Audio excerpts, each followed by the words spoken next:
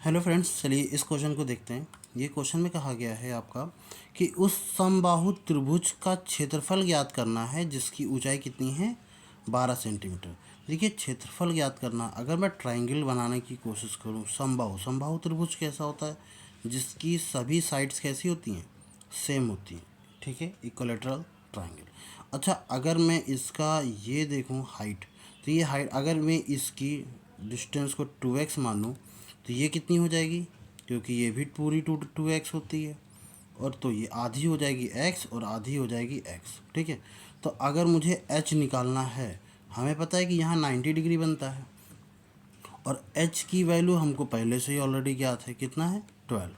अच्छा, और समबाहु त्रिभुज का क्षेत्रफल का फार्मूला क्या होता है, √3/4 a स्क्वायर। ए मतलब साइड का स्क्वायर, तो हमें साइड चाहिए, यानी हमें 2x की वैल्यू चाहिए। तो h को निकालना है हमें, कैसे निकालेंगे, 2x का square is equal to x का स्क्वायर प्लस h का square. This is formula of Pythagoras theorem.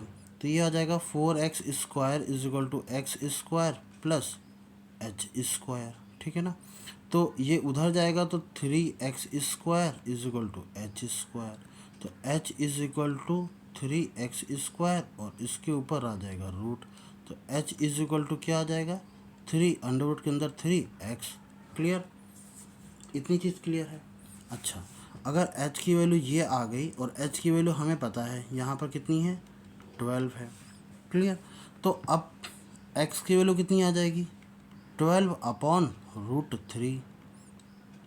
कभी भी √3 नीचे नहीं लिखते हैं, इसलिए √3 का ऊपर नीचे मल्टीप्लाई।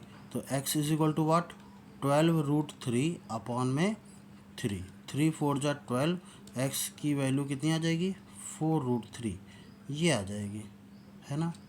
क्लियर, तो x की वैल्यू अगर इतनी आ गई तो 2x की वैल्यू कितनी आ जाएगी, 2x की वैल्यू आ जाएगी आपकी 8√3।